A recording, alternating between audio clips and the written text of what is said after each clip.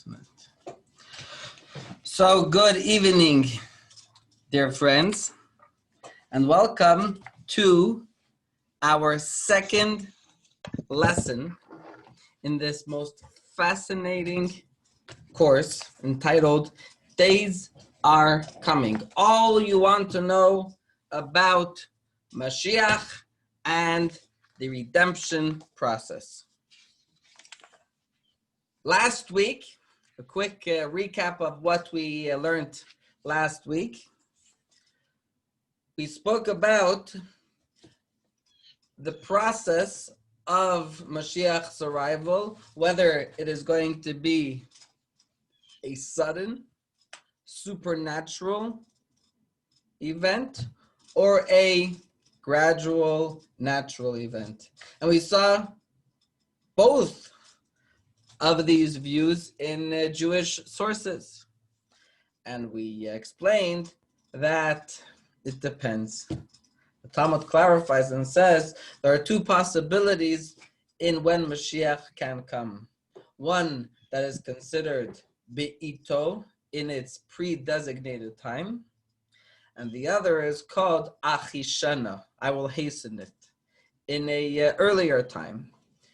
And it is according to these two possibilities that we find the two theories in the process of how Mashiach will come. If Mashiach comes in its predestined time, then it will be a gradual, natural occurrence. But if Mashiach comes sooner, then it will happen in a sudden, miraculous way.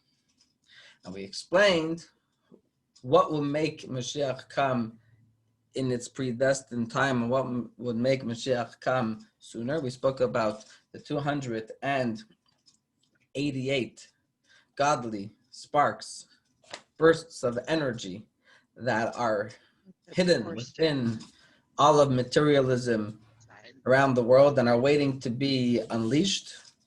And if we are able to redeem and unleash these godly energies prior to the predestined time, the Mashiach will come sooner and it will be in a miraculous sudden way.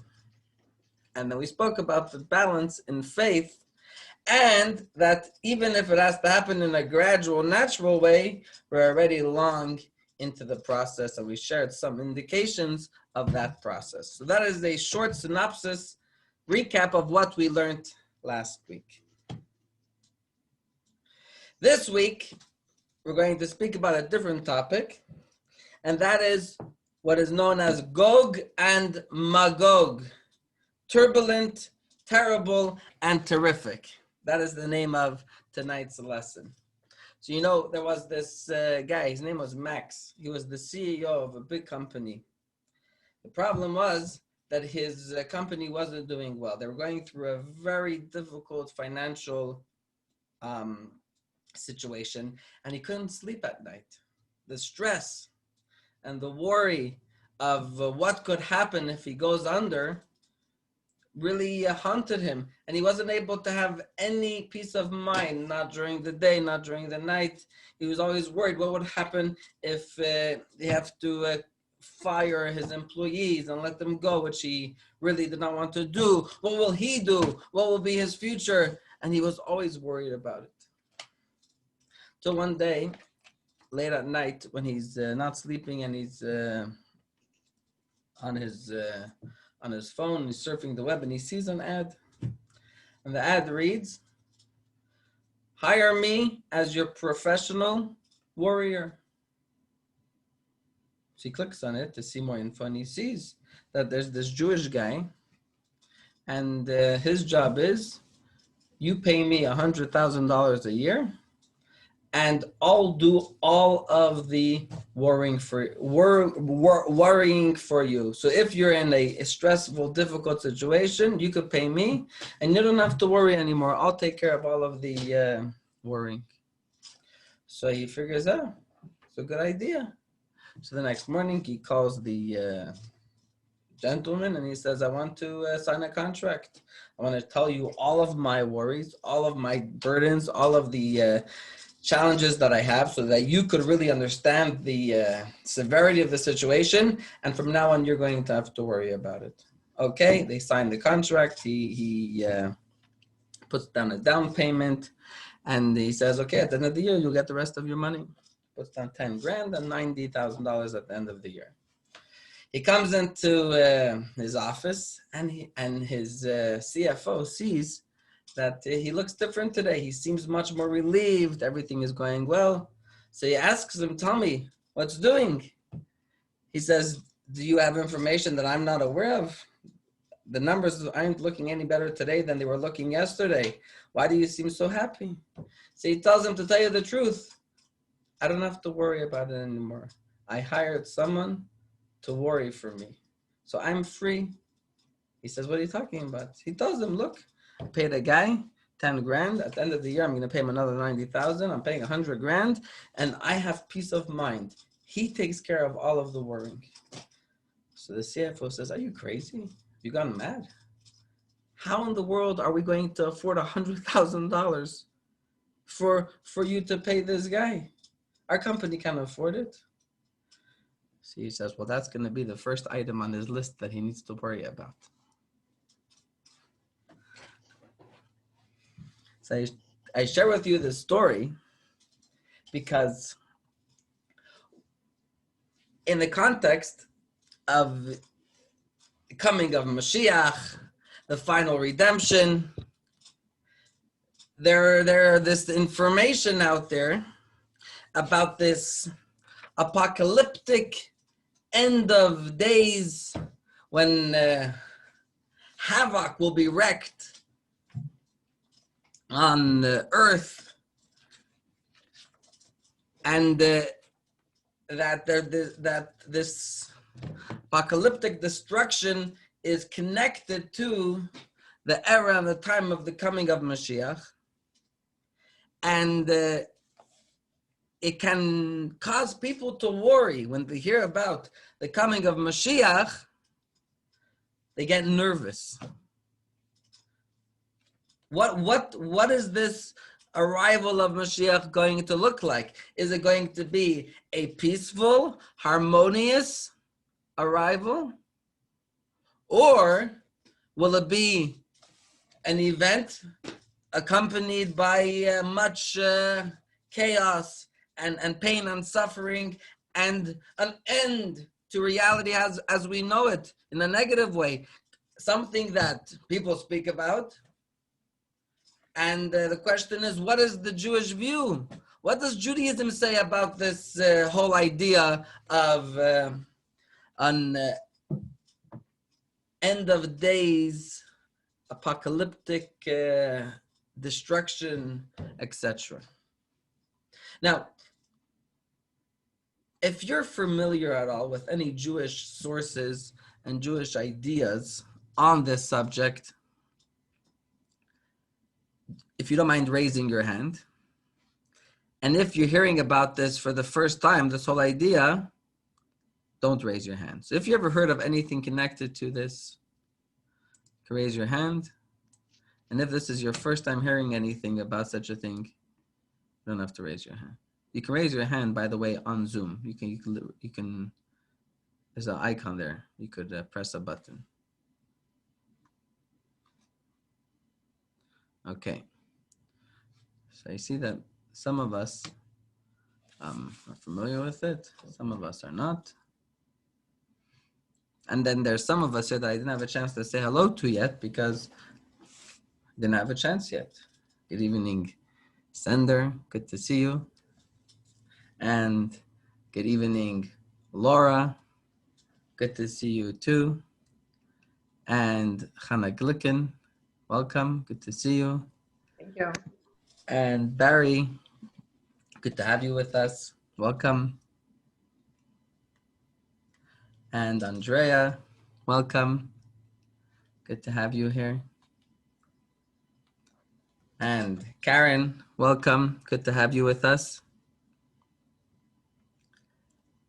Anyone else that I didn't say hello to yet? I think I said hello. But if I missed you, you could say hello to me, and I'll be happy to. Hello. Beverly, yes, we know you're here, and we got excellent. Thank you. Good to have you. Thank you. Okay. So back to our. Okay, it's good to know what we're dealing with. So to tell you the truth, if you look at Jewish sources, going all the way back to the Torah, to biblical, scriptural sources, you will find some narrative of a apocalyptic event at the end of days surrounding the coming of Mashiach.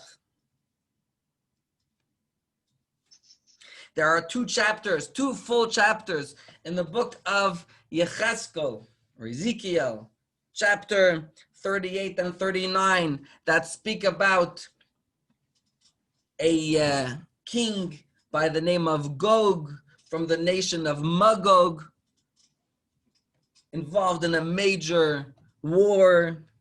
There are 3 chapters in the book of Zechariah that speak about this. There are mentions of this idea in the book of Yirmiyah, in the book of Daniel. We find prophecies about this, and soon we will actually read some verses from the book of Yecheskel about this prophecy related to this Gog Magog war.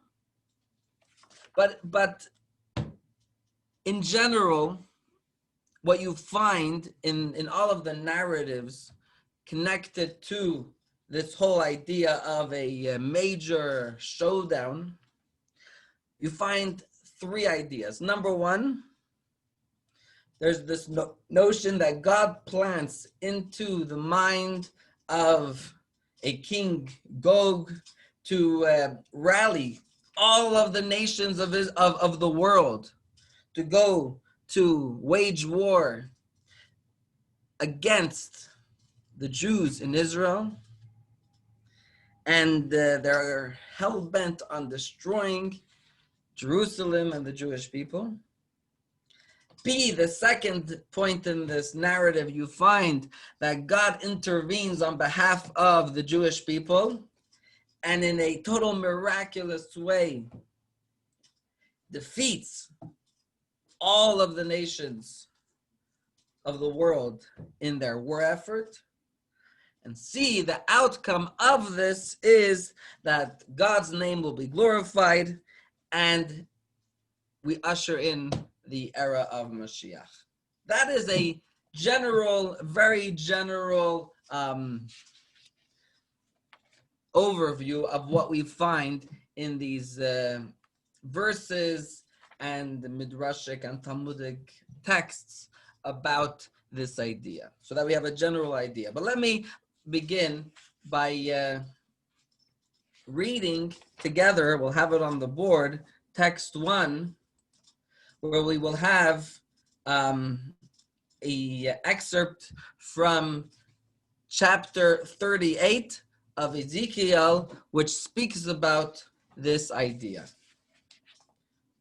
So we can see it here. Very good. Let's begin. Then the word of God came to me, saying, Son of man, set your face toward Gog, toward the land of Magog, the prince, the head of Mashiach and Tubal, and prophesy concerning him.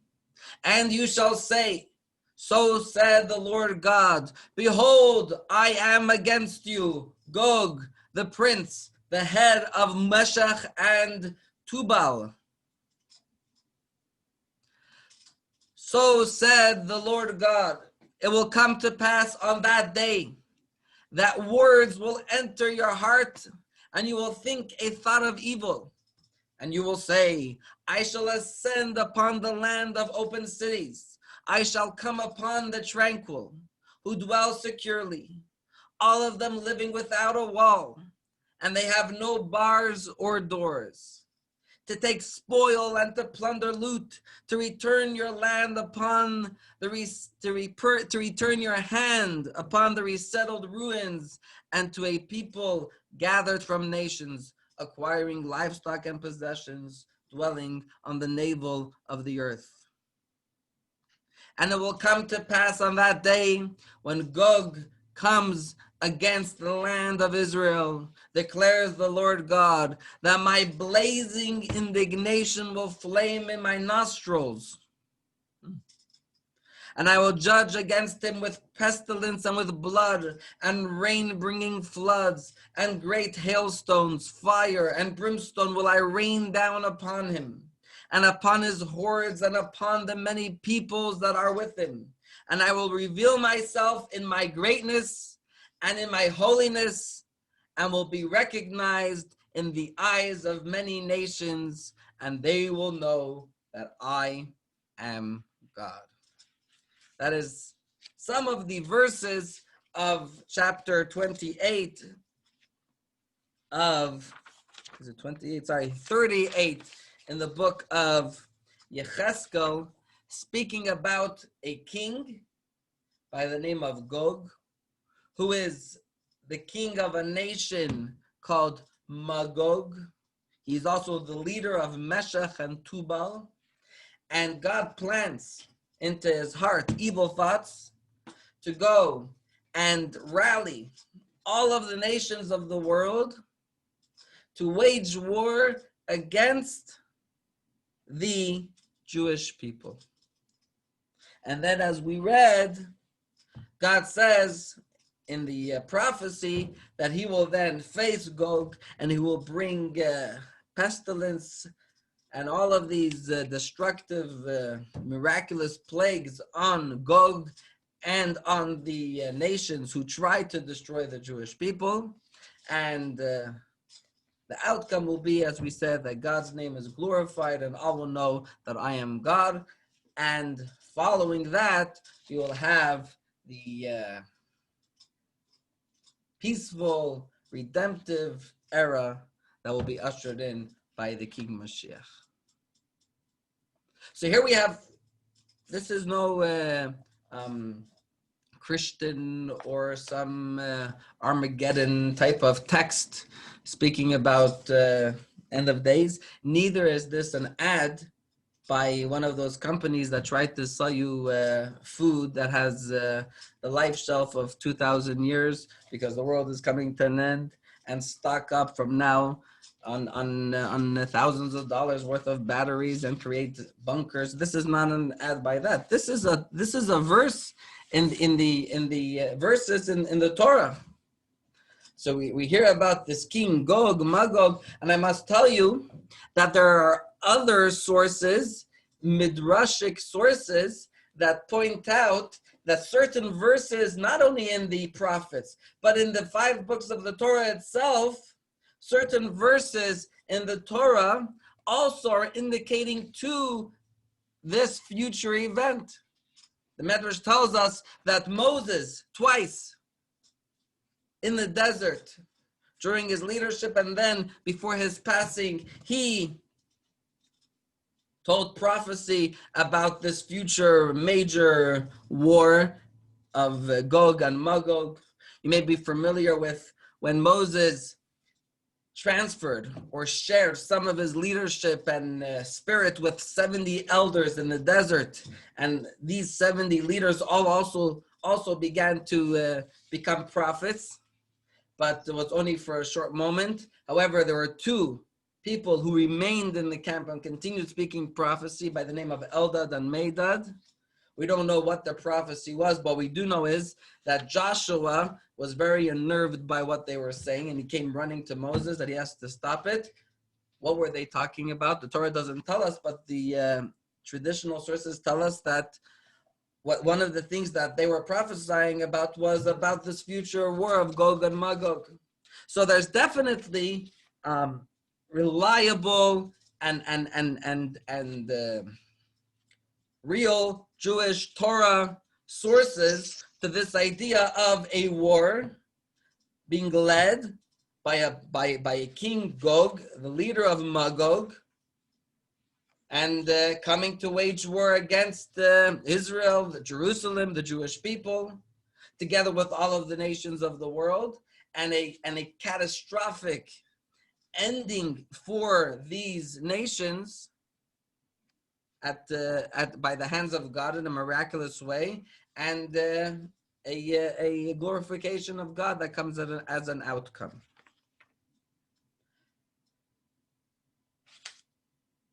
But the question is, when will this happen?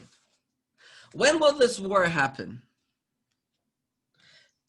You notice it doesn't say if it's going to happen before the arrival of Mashiach.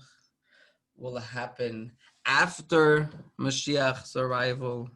Will all of the Jewish people be gathered from the exiles and come to Israel? And then there will be this war. And then there will be the arrival of the King Mashiach, and he will build a third temple. Is that what is going to happen? Or is it before the ingathering of the exiles, then there will be this war, and only after that will the process of the Mashiach bringing the redemption, the ingathering of all the exiles, and the rebuilding of the temple, and the resurrection of the dead, will that happen after the war? When will this happen? So, to tell you the truth, there are many opinions. You must be shocked to hear this, huh? But there are many different opinions. I must tell you, the Talmud and many Jewish sources tell us that this war of Gog and Magog will happen prior to the arrival of Mashiach's coming, and they bring some of the verses in the Torah as a source, as a proof to that view. Maimonides and others are of the opinion that, based on their understanding of the verses, that the war will happen after Mashiach's arrival. As in, first, the anointed king Mashiach will come, and then there will be the war. Now, even according to this opinion, but when will it happen? Will the war happen right away on the first day of Mashiach's arrival? Will it only happen sometime later once his kingdom is established? We don't know. A third opinion is that the war will be actually a long, protracted war. It will begin. In the midst of it will be the arrival of the King Mashiach, and then the war will continue, and only sometime later will there be the vanquishing of Gog and the nations and the peaceful era that will come. So I'm just sharing with you three opinions from respected and authentic Jewish sources: the Talmud, Maimonides, the Maharsha, great Jewish philosophers, leaders, thinkers, scholars. And here we have three different opinions in the teachings of our sages.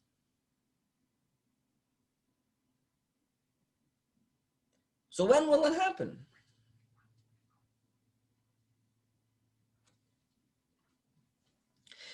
The verses do share with us decent amount, and even in some cases detailed information about the going-ons of this war, but the verses don't tell us when it will happen.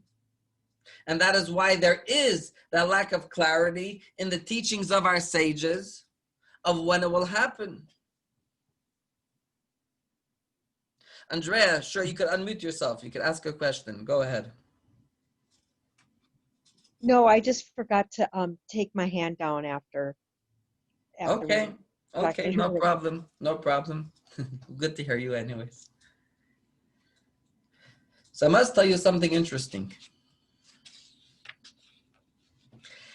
It's not by chance that there is this ambiguity when it comes to key and critical details in the Torah and in the teachings of our sages about when this war will happen. It's not because, we have some information about the story, but we don't have some information. What we have to know, we were told. What we weren't told, we don't need to know. What do I mean by this? Let's read a text here, text 2, by the Malbim. The Malbim was a man by the name of Rabbi Meir Leibish Weiser. He was a great genius, a Torah scholar, and he wrote a fascinating commentary on the Torah, especially on the books of the prophets. So he shares something very fundamental when it comes to this whole story. Let's read this together. He says, the designated day is hidden and closed. For God did not reveal it to any prophet, nor has anyone ever uttered it. The vision has not yet occurred in this world. Only when the events happen and the spoken day will arrive, then matters will be clear.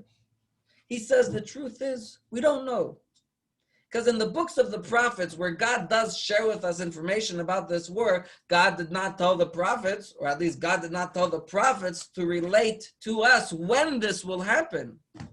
There's only vague expressions of the end of times. Before the arrival of Mashiach, after the arrival of Mashiach. He says we don't know, and we can't know. It hasn't happened yet, he says. And when it will happen, we will know, okay, this is the time. So if it happens before Mashiach's arrival, then we know that it's happening before Mashiach's arrival. If Mashiach comes and there is no war of Gog and Magog, then perhaps it will happen after Mashiach's arrival.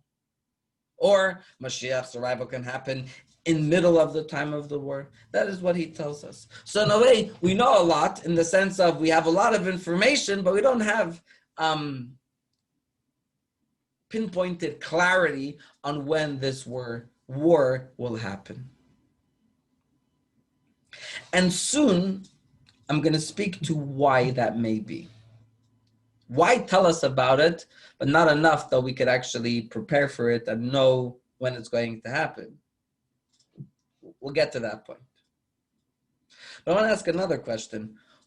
Who is this King Gog, and who is this nation Magog? Who are we looking out for?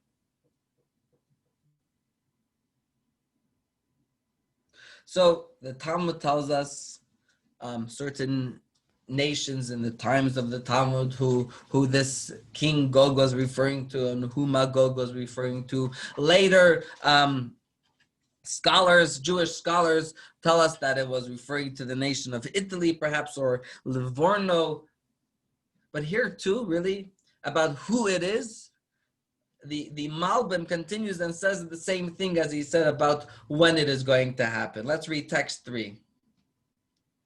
He says, the names Gog and Magog have already been forgotten. And we no longer have any idea which nation is the one the prophet named Magog, whose king is named Gog. When they will actually come and the prophet's words realized, then we will know that this is the Gog of which the prophet spoke. He says it's one of those things that we'll have to wait and see. Right? Because we don't know.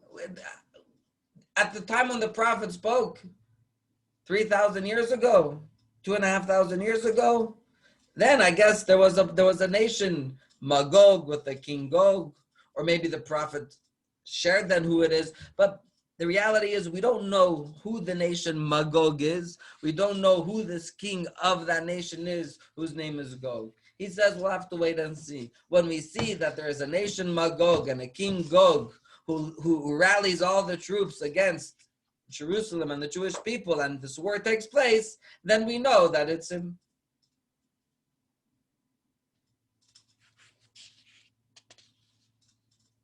I'll tell you, there's actually also a narrative that this king Gog and Magog is somehow connected to the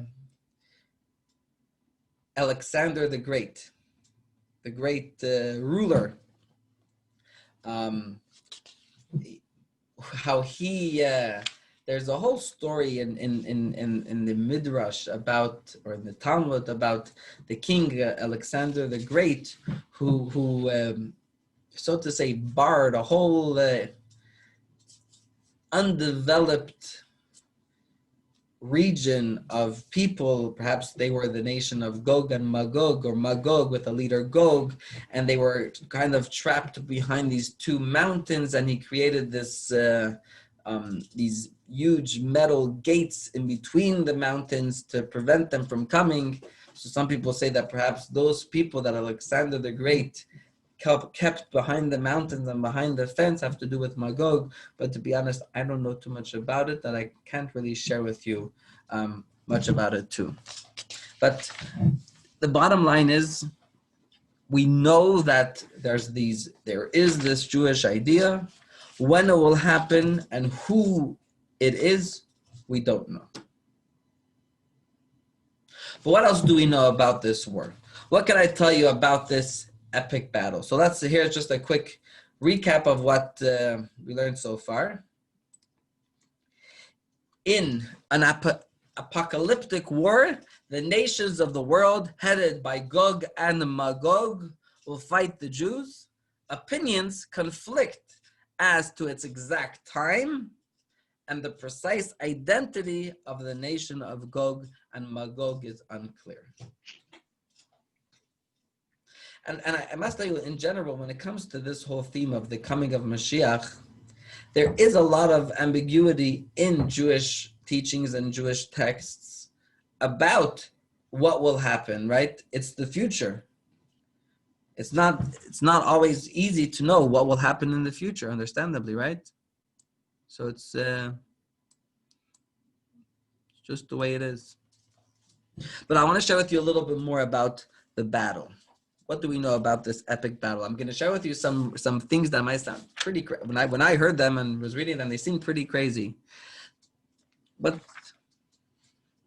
it's good information to know. What will this battle look like? So there's this King Gog and the leader of Magog, and as it said, he's hell-bent on destroying the Jewish people.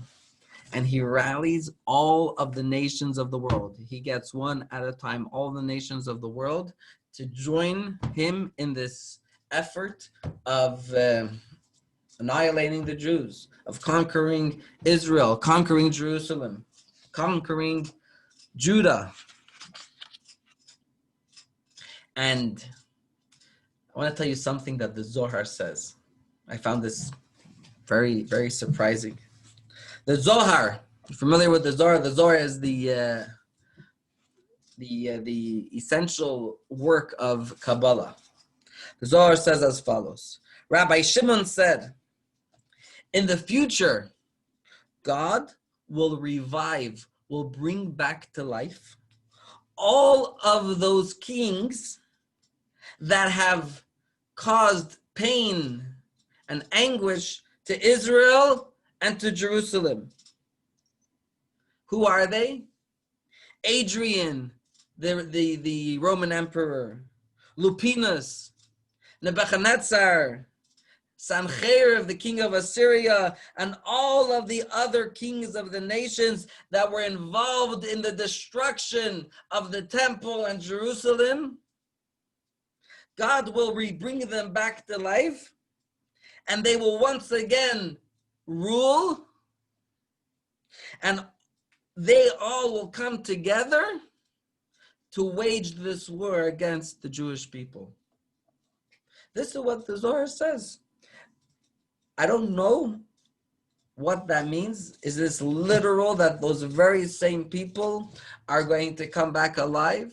Or is it a reincarnation of them in the form of other evil Jew haters who become rulers? I don't know. But this is what the Zohar says. But what we do see here is that this King Gog will rally and have many, many fellow Jew-hating anti-Semite kings who are hell-bent on destroying the Jewish people. And as per tradition, there will be 3 tries. We'll have 1 try, not successful. A 2nd try, not successful in actually going to war. But the 3rd time, they're going to want to go all the way and wage war. And it is at the 3rd time that their bitter end will come by the hands of God. And following it, we'll have the redemption era. And what we read about in the scriptures of the whole war, that is referring to the 3rd time. And as the Zohar also tells us that it's going to be a difficult, bitter war, and it will be also a protracted, long battle. That is some more information that we know about this war. All of the nations of the world, and a long, bitter, horrible war. Who will win? Well, at least here we have some good news. The Jewish people will win.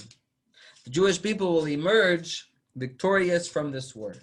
And as we said, it will be a miraculous deliverance.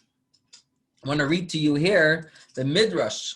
The Midrash, the Yalkut Shimoni, tells us about the end of this war. Let's read it. In future times, the nations will gather up against Israel and wage war. What will God do? He will go out and battle them.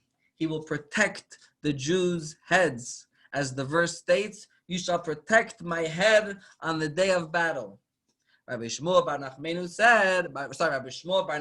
said, this is a reference to the day when the 2 worlds will meet one another, referring to the non-Jewish world and the Jewish world meeting in war. So this is what will happen. He says, God will wreak havoc on the nations, bringing plagues similar to the plagues that God brought on Egypt.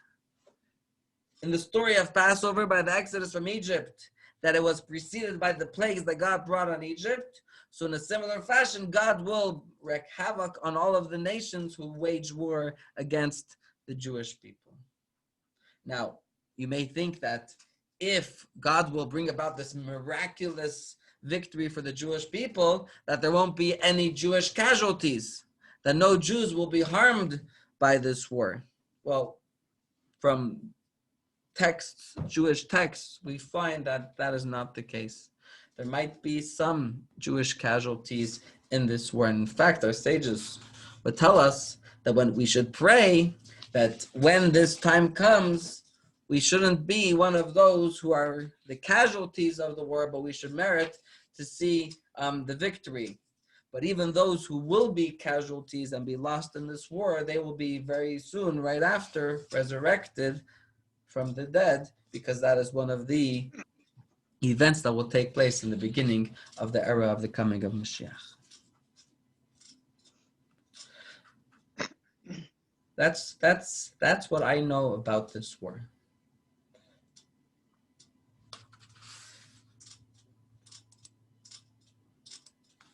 Here you can read it together, a quick summary. It will be a long, protracted battle between many nations and the Jews of Israel, but God will miraculously deliver the Jewish people without any struggle. Ultimately, all the nations will expire in this war. Now, as to what this means, does that mean that only Jews will be around after the coming of Mashiach? What if are all the nations of the world going to actively be involved in this war, and then all the non-Jewish nations are going to be come to an end? What does this mean? So this will be a separate topic that we will cover. What will be the role of the nations of the world in the redemptive Mashiach era? So don't learn from what you read here that means that there won't be any non-Jews and that we're waiting for this time that there will only be Jews and that we pray for this time that all other nations of the world will be destroyed. That is not the case. But we'll have a separate focused conversation on that topic. What do we say? Take a break now? Should we do one of our breaks like last time? Because what I shared with you now was, I guess, perhaps scary, unnerving, worrisome material information. I must say, not a lot of definitive information to know exactly what is going to happen, when, and by who. But we got to get more into understanding why. Why does this have to happen? What's the point in this? And is it for certain that this will happen? Is this a physical idea, or can it also be accomplished in a spiritual counterpart? And practically speaking, what does this have to do with me? And what do you want from me with this information? That's what we're going to do after our break. So let's take a few minute break now, okay? Where we will. You don't need this information. This is better. We'll come back in a few minutes, okay? So go get a drink of water. If you want, last week I did the jumping jacks. If anybody wants to volunteer this week to do the jumping jacks, feel free to do so. Baruch atah Adonai Eloheinu melech haolam shehakol niyeh b'dvaro. Get up for a little bit, stretch out, and we'll be right back.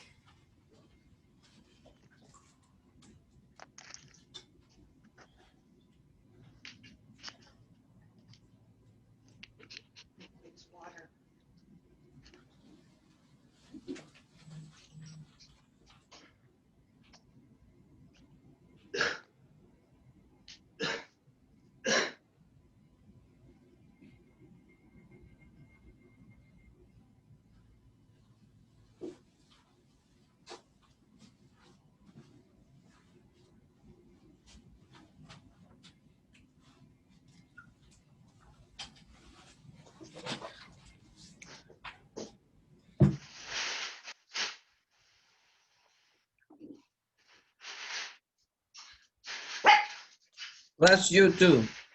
Or if it was a dog, bless the dog. If anybody has a good story, a good joke to tell, please don't be shy.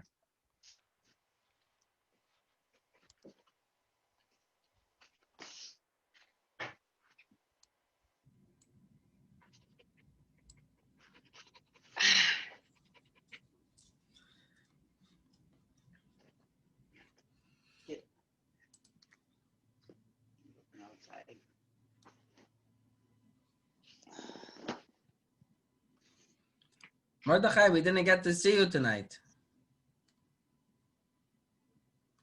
Huh.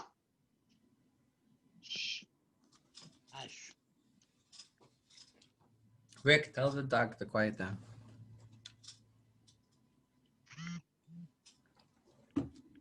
Okay.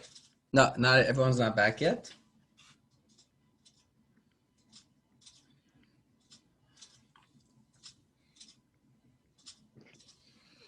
Give Zay the gym a minute. You see that one of the pluses to having your camera on is that we know if you're not back yet, then we can wait for you.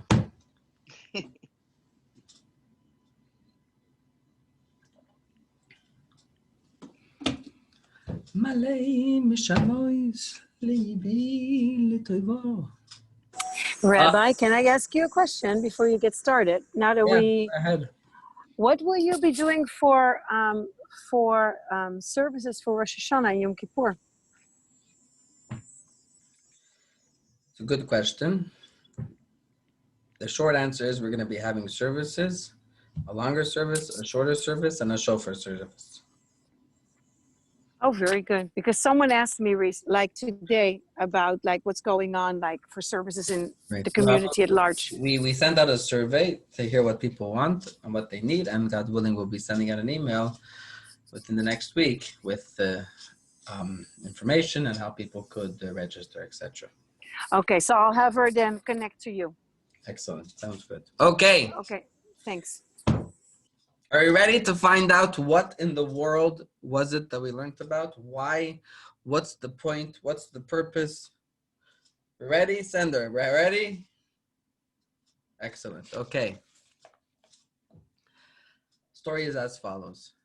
Story as follows is that for some reason I'm in Chabad and the AC is not working, so it's very hot. Other than that, we're good.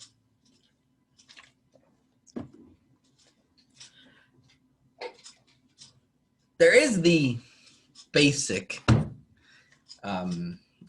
information that we can glean from reading the verses, that the point of this war is that through it and the miracles that occur, it brings glory to God and God's name is known, or that God can bring an ultimate punishment to all of those nations who caused the Jews so much pain and suffering, and now they could come back and get one final big zetz and be punished. There's actually an interesting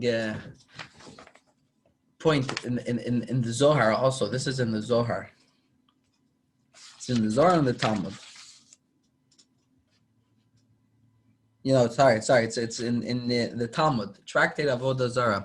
This is in fact one of those places where you find that the coming of Mashiach will happen before the story of the war, because the Talmud says as follows, that when the redemption happens, when Mashiach comes, and all of the Jews are going to be gathered from all over the world, from the exiles, and will be brought back to Israel, and there will be this amazing king, we call the Mashiach.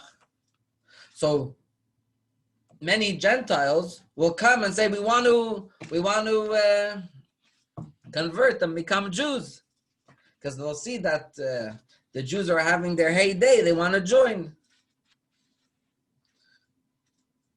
So the Talmud continues and tells us that they'll start putting on tefillin on their arms and on their heads, and they'll be wearing the tzitzit on their clothing, and they'll be practicing acting like Jews. And if you ask them, why are you here? What do you want? Why are you joining the Jewish people? They'll say, because we care about God and we care about His anointed one, about this king who has been established now. But then suddenly they'll see that the Jewish people's situation isn't as rosy as it seemed. Suddenly, this powerful King Gog is rallying all of the nations of the world to start a whole war against the Jewish people. And the Talmud says many of those who officially were really committed to join the Jews and cared about Judaism will rip the tefillin off their arms, the tefillin off their head, will completely abandon anything Jewish that they undertook, and resume their original place as Gentiles. So one of the points of this war is to be able to see which one of these people were genuine in their interest, or which ones were not. That's the statement of the Talmud. Again, I tell you honestly, I don't fully understand the the whole picture here. I'm sharing with you a quote, a tidbit of what the Talmud says. But it's Torah, so I'm sharing it with you. But I want to tell you, let's go into the Kabbalah of this, understand some of the mystical ideas to understand what is the point in this. So this whole idea of a war, of Gog, ruler of Magog, the nations of the world waging war against the Jewish people, it is a representation of something that is happening in the spiritual realms. So possible, there is also, I'm not saying that, we're not negating the physical counterpart of a physical war. But like everything that happens in the world, the physical is only it mirrors that which is happening in the spiritual realms. So this idea, the famous Maharal of Prague, have you ever heard of the Maharal of Prague? He was the one who's famous for creating a golem. Remember the golem, right? Rabbi Yehuda Lowy. Actually, the other night I read to my Musia beautiful story about Rabbi Yehuda Lowy, how when he was a young child and his father, Rabbi Betzalel, was the chief rabbi, how he helped a Jewish merchant in Prague with his wisdom. As a young child, he already was helping Jews and he was brilliant. A beautiful story called The Talking Coins. A nice story for a different time. But this Rabbi Yehuda Lowy grew up to be he was the chief rabbi of Prague. He fought against all those who wanted to make those blood libels, and he was a great Jewish philosopher, scholar, and mystic. And he has a book called Netzach Yisrael, and he dedicates much of this book to the wars of Gog and Magog. And there he develops what is the spiritual counterpart, what is the idea of this whole war in the philosophical and spiritual worlds. And he prefaces this by establishing a certain fundamental point. He says as follows: in life, whenever you want to go from one situation to another situation that is radically different than the previous one, not one that is a gradual ascent or gradual that there's some similarity between scenario A and B, but when you have two things that are radically and completely different, in order for A to turn into B, there first has to be a total annihilation of A. An example for this that we all know, I know over here we have some people who are passionate and love planting, right? So if you have a little seed, and this seed, when you plant it in the ground, can turn into a magnificent, beautiful, huge tree, right? A tiny seed, which is scenario A, isn't just, it doesn't just somehow develop into a big tree. It's a radical, completely different thing. Completely incomparable. What has to happen to the seed in order for that plant or for that bush or for that tree to grow? What has to happen to the seed? Steve, tell us, what happens to the seed in the ground? Sprouts. You have to unmute yourself, Sender. You still have to unmute yourself. If not, you're going to be just as good as the seed. Truth is, we could see you, but we can't hear you. Let me try to help you out.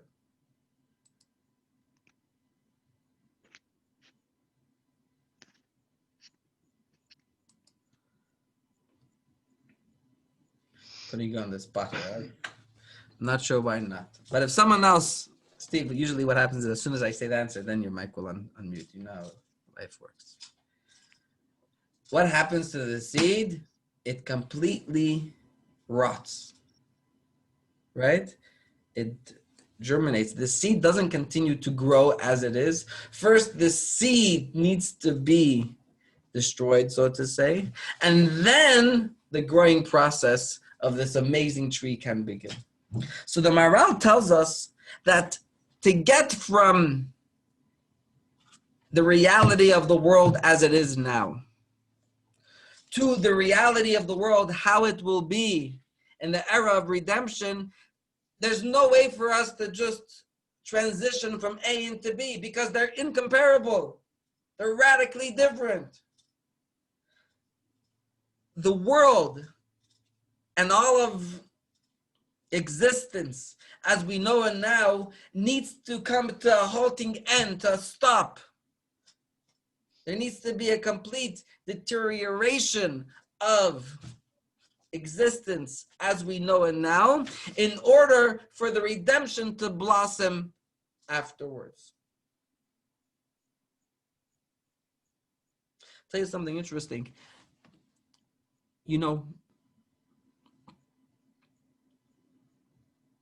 Sometimes,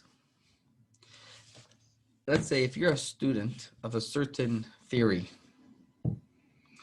and you want to grow, right? You're familiar with a certain idea and you want to advance in it, and you take certain classes and lectures, and you know a little bit about this idea, and you want to learn more and more. So you hold on to what you know, and every time you learn something more, you kind of adapt it to what you know already. You say, oh, I have this information. Yeah, this makes sense with what I know.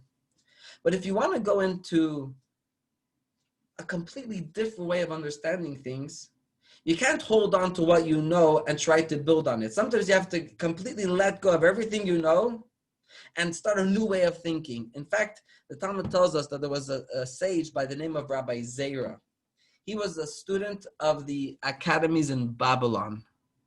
And he wanted to make aliyah and to study from the great teachers in Israel. So the Talmud tells us that Rabbi Zera fasted for 40 days and 40 nights so that he should forget what he learned in Babylon to be able to start studying in Jerusalem, in Israel. And the question is, why did he do that? Why didn't he want to build on what he knew already? And the answer is because what he knew held him back to remain in the realm and in the world of that way of thinking. The way they studied in Israel, the Torah was in a much more loftier and in a much greater way that he had to leave what he knew to be able to enter this new reality of the Torah as it was in Israel. And in a similar way, the Maharal tells us there needs to be this stop to how we know things now in order to enter this future era of the redemption. Let's read it together in the words of the Maharal, Rabbi Yehuda Lowy, in the book Netzach Yisrael, chapter 35. An all new creation comes after the destruction of the old reality. Thus, there must be something that causes utter destruction of the current reality prior to Mashiach's revelation. It must be completely removed, and only then can the new reality settle in. That's what the Maharal tells us. Let me ask you, you want to have a new house, you live in a house, you have two choices. Either you keep everything up and you do a facelift, right? But you're not going to have a completely different house than the one you live in. If you want to really have a completely different house than the one you live in, you got to knock the house down. So if we want to live in a completely different world, which will be the world when Mashiach comes, then we first have to knock down the world as it is, as we know it now, in order to make place for this new world. That's what the Maharal says. But that only tells us why there has to be this, so to say, this utter destruction to everything as we know it. But what does it have to do with the nations? Why does it have to happen through this war of Gog and Magog and all the nations of the world trying to wage war against the Jewish people, but then them not being successful and them being utterly destroyed? Why does it have to happen in that way? So the Maharal continues in text 6, says as follows. Says, this then is the idea of the wars of Gog and Magog that are destined to be with Mashiach. All the nations representing division will band together to battle Mashiach, who is the king of the one unified nation of the Jews. Thus, the battle of Gog and Magog is really against God, for he is the one that unites Israel. In the Messianic era, when God and his name will be completely one, the forces of evil will rise up and oppose God's rule. The force of Mashiach's kingdom is, by definition, unstoppable, and so he will rule over all nations, for Mashiach will overpower them and remove the powers of evil and eradicate the Yetzer Hara, evil inclination. It emerges from all the above that the war of Gog and Magog is to remove the deficiency of this world, and then the Yetzer Hara will be removed as well. What does that mean? What did we just read here? The Maharal is saying as follows. What will the reality of the world be like when Mashiach comes? When Mashiach comes, there will be perfect unity on earth. The truth of God, that God is the creator. The true legitimacy of the Jewish people. And the role of the Jewish people here on earth will be united, will be clear, will be apparent. There won't be any force that tries to create divisiveness, division, create any cover up on reality, on truth. What are the forces of evil that we have now? What does evil mean? Evil means a force that tries to cover up on the truth. Whether it is the truth in what is the moral and correct way to behave, and you have the evil inclination that comes and tells you, no, don't live this way, live another way, which is not moral, but it convinces you that it is and covers up on the truth. Or forces that deny the existence of God and God's desire for how humanity should live. That's how things are now. So the morale says, when you have this war of many nations of the world representing divisiveness and covering up on the truth of God, it is that type of war, that effort to battle the oneness and the truth and the reality that will be when Mashiach comes. And they will wage a war, try to stop Mashiach and his effort, so to say, of bringing this true oneness to the world, but they will not be successful.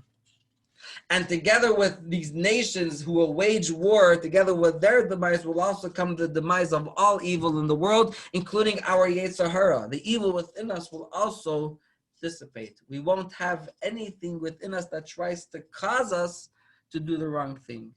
That's what the Maharal says. To be honest, I can't say that I have fully grasped this idea, and I'm fully comfortable with it. I don't fully understand it yet. But I figured, why should you lose out just because I don't fully understand it? Let me share with you what he teaches. Perhaps there are some smarter people than, not perhaps, but I'm sure there are people that are smarter than me here, and maybe you can help me out. But that is the idea. But I want to share with you something even more fascinating about this whole idea of what is going on here. And this is actually from the Alter Rebbe and the teachings of Chassidus, because this is actually going to help us really relate to this whole idea and how we'll see what's going on in the world, maybe a little bit different, more positive.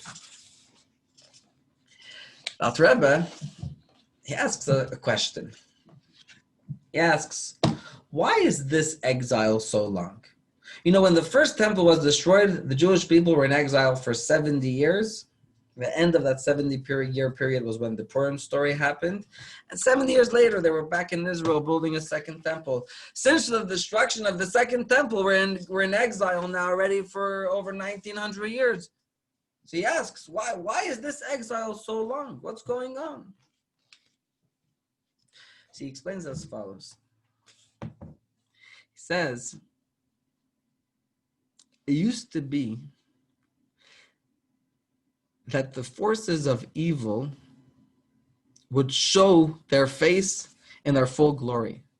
They wouldn't hide. Like you read the stories of the prophets. What were the Jewish people sinning? What were the Jewish people doing? It was very clear cut. They were worshiping idols. They were living in immoral ways with adultery. And the prophet is screaming at them, knock it off. Enough of this idol worship. We had Jewish kings who erected idols and stopped the Jews from going to serve in the temple. It was very clear cut of what was right and what was wrong.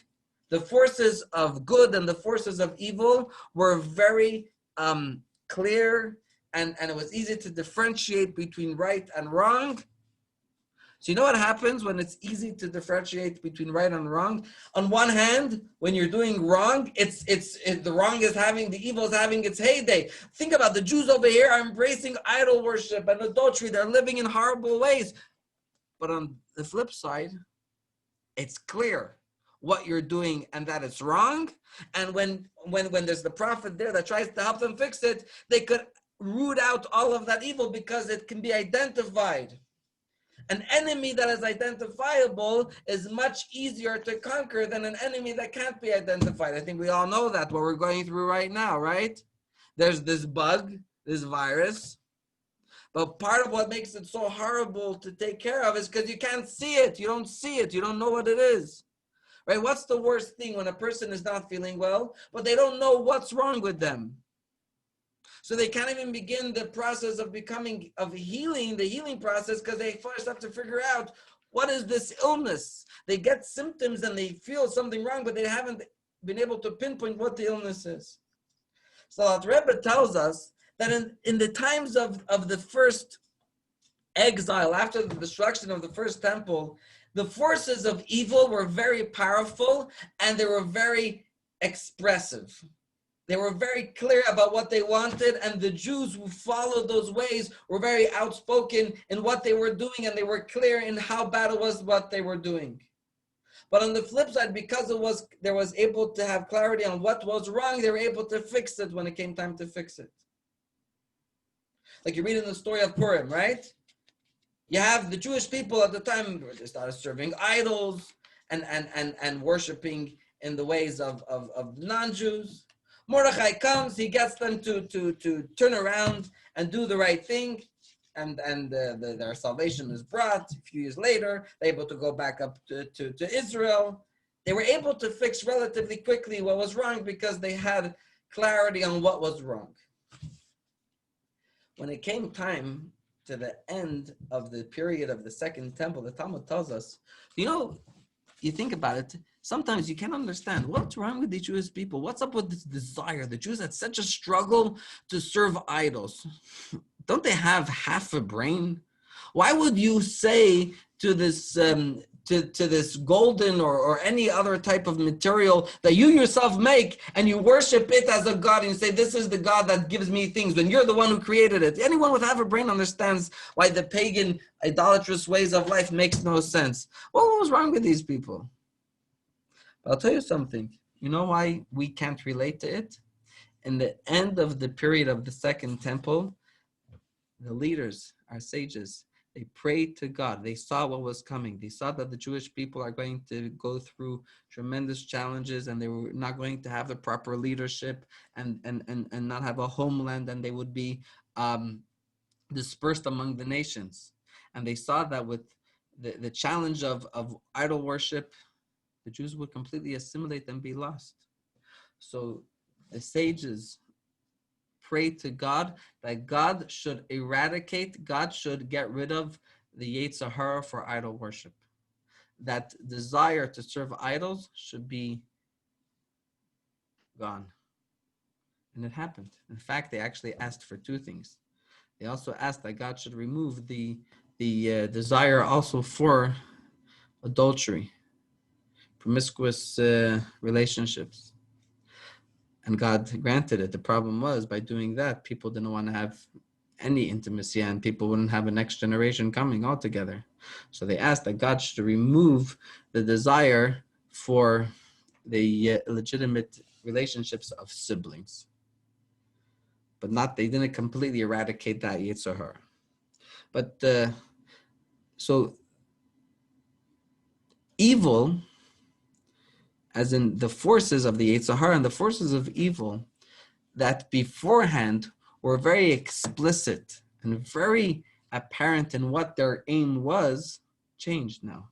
Because evil didn't completely dissipate, but it took on new faces.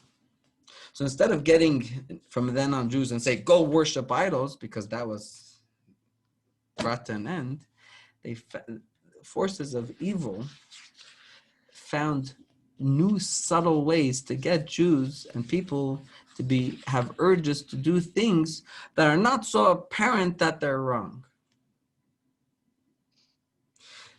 And over the last 1900 years, the challenges that we have been dealing with were dealing with masked evil many times. Where the Yetzer Hara, the evil inclination, comes to us and tells us, do this, and convinces us that what we're doing isn't actually so bad.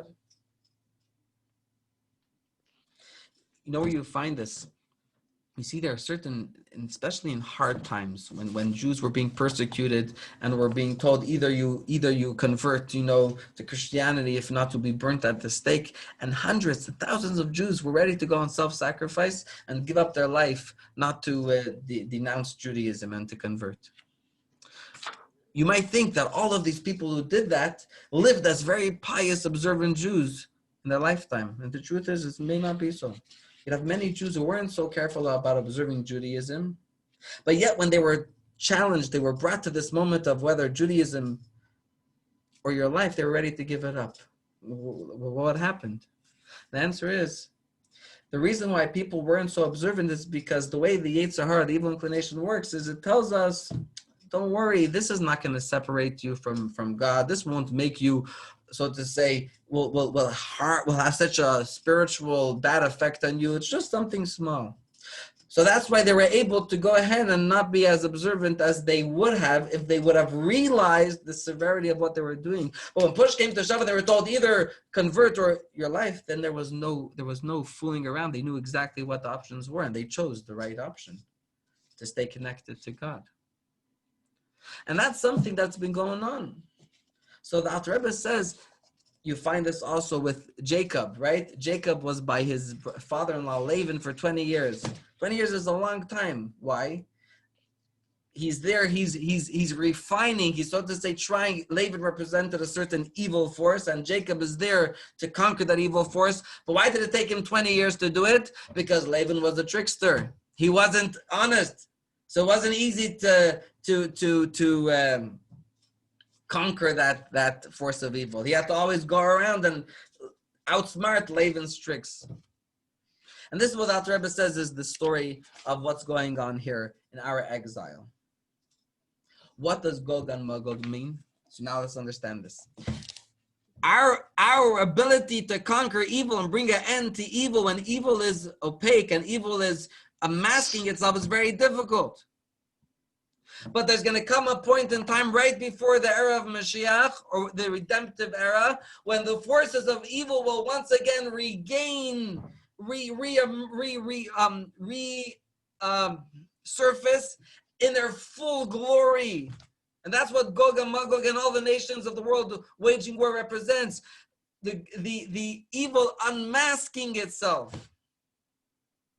And then when that happens, then there'll be a quick, and it'll be easier to conquer it and to be triumphant over evil, because you won't have to figure out what is an enemy, what is not an enemy, what is the good side, what is the bad side. It will be apparent what is right and what is wrong. That's what the war of Gog and Magog represents. So to say, evil coming out of the closet and carrying a banner and says, I'm evil and this is what I stand for. That's what Gog and Magog represents. And when evil does that, it will be able to be conquered and vanquished, and will be completely annihilated, and will be able to enter this era of the messianic redemptive era when there will be an end to evil. That is what the Alter Rebbe explains is the idea of Gog and Magog, and why the exile has been taking so long, because the challenge of dealing with an evil that is not clear and is tricky.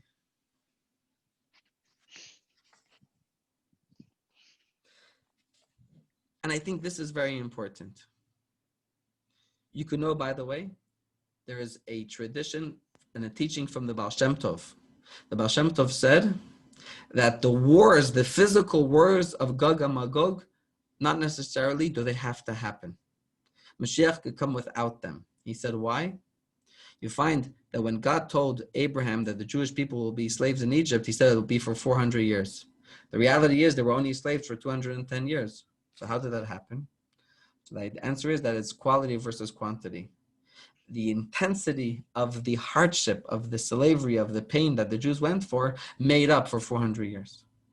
The Baal Shem Tov says, similarly, the evil that we speak about and the wars and the suffering that will happen accompanying the era of Mashiach, not necessarily do they have to happen, because the intensity of the suffering and the pain that we've gone for and the length of the exile they have gone for can suffice that we shouldn't have to actually have the physical wars. That's actually what the Baal Shem Tov taught. But as a conclusion to our lesson, what do we know here? I think this is very interesting. If you look around the world I think we're seeing this. We're seeing that a certain sense of a lack of clarity in the olden days where it seems like both sides were good. I'm not, what I'm not going into is anything that has to do with politics. Because what one person may I'm not talking about American politics or politics, I'm talking about something in general, if you think about in the world in general. In past, you had a lot of nations that had wars. Not necessarily was it clear who was the good one, who was the bad one. I think these days, it's obvious. In the battles that are going on, there are forces of evil that are very clear in their objective, in their agenda, and in their identity. It's not very difficult these days to know what side we need to be on the side of good or on the side of bad. And it's very possible, and that this is in a way where we're going to, let alone the fact, if what the Maharal said, that if the world needs to come to complete stop and all of existence as we know it needs to be halted in order to be able to have a new existence reemerge, perhaps that's what's been going on the last few months. Society and everything that we know, it, all the institutions that we know as they were up until March, definitely have completely come to a complete stop. And I don't know if there was ever a time in all of existence that the entire world was affected by a singular event as there is now. So definitely we got to have our eyes open and see what's going on. But the Rebbe says, what does this have to do with us? These wars happen in our own personal lives. You know why we don't know when Gog and Magog is going to happen and who Gog and Magog is? Because really we don't have to worry about the global Gog and Magog. That's why the Torah didn't give us that piece of information. It gave us enough information to know that this idea exists, that there's going to be a showdown of evil versus good, and evil will lose and good will win, and that will bring in the redemption and the era of Mashiach. But we don't know exactly who, when, where, what. You know why? Because the focus isn't meant to be on the physical counterpart of it. We're not meant to anticipate and be worried about what's going to happen. We don't know because that's not the goal. The goal is to focus on the spiritual meaning of it and its personal message to us. The personal message to all of this to us is, in our life, we have forces of evil that are represented by Gog and Magog, and there is that part of us, that soul that we have within us, that lives on that shining hill, that neshama that we have within us, that lives on that hill, that beautiful hilltop in Jerusalem, and there's many forces within us, the 7 negative character traits that try to conquer that beautiful, pure soul that we have within us and doesn't allow it to shine. And what does Gog and Magog mean for us? To try to create little victories over our own Gog and Magog, to try to be able to allow to have clarity within us, to be able to allow, we look at ourselves and say, what are the forces within us? What are the urges? What are the addictions? What are the temptations that we have that are coming from, so to say, the 70 nations, meaning the seven negative character traits? And how are they trying to boost our soul? Is this urge something that wants to embrace our neshama or cover up our neshama?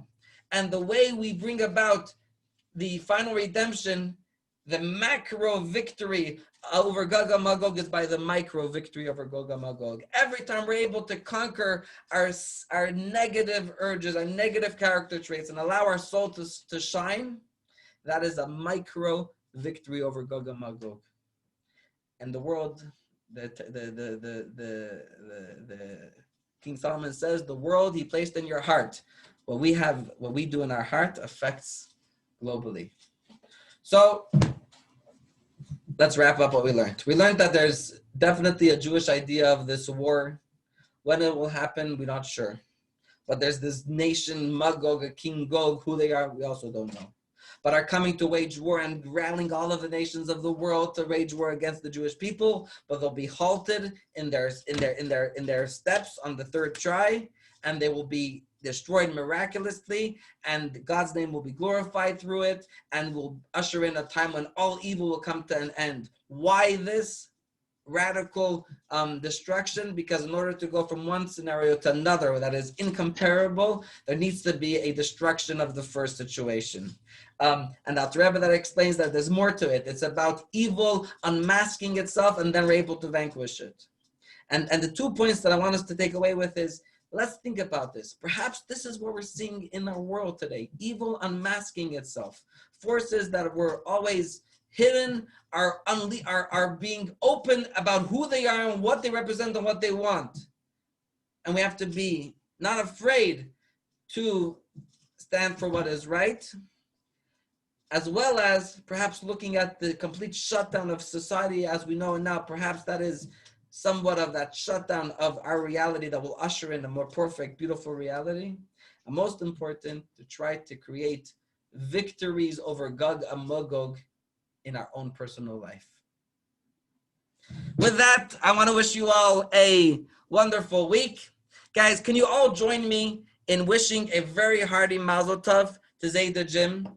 Zayda Jim is sitting in Minneapolis, and tomorrow morning, his grandson is getting married in Israel. And I can imagine that it's not easy, because he wanted to be there from the day his grandson was born. But because God decided to bring a shutdown to the world so Mashiach could come, Where did he go? Zayda Jim is going to be coming to the wedding in Minneapolis. So can you all join me in wishing a hearty l'chaim to Zayda Jim and to Savta Jackie and to Maida and to Jackie and Bill, a very special mazel tov on the wedding and the marriage of their grandson, God willing, tomorrow morning here in Israel time, tomorrow morning here. And you can all unmute yourself. L'chaim to the whole Goldman, Bros, Zachar family. Mazal tov, mazal tov. Let's sing together. Simmen tov, mazel tov, mazel tov, simmen tov, simmen tov, mazel tov, mazel tov, simmen tov, simmen tov, mazel tov, mazel tov, simmen tov, yehelano. Mazel tov to Zayda Jim. We're all part of your family, so mazel tov to all of us. And God willing, before the wedding even happens, before 10 a.m. tomorrow morning, Minneapolis time, where we'll all be together in Jerusalem, and we won't have to have any Gog and Magogs, not before Mashiach, not after Mashiach. We had enough suffering. The Rebbe actually promised that Jews should never think that we need more suffering. The Rebbe said after the Holocaust, there is no legitimacy for any more pain and suffering for the Jewish people. And he's pretty reliable. He's a good source. Don't worry about the suffering. Let's make personal victories over the evil within us. But most importantly, Mashiach should come now, and we'll celebrate Mashiach. That'd be great. Yeah. The wedding tomorrow morning. Amen. Thank you all for joining. Thank you. Wonderful night. Thanks. Good night. Good luck, Jim. Good night. Thank you very much. Thank you.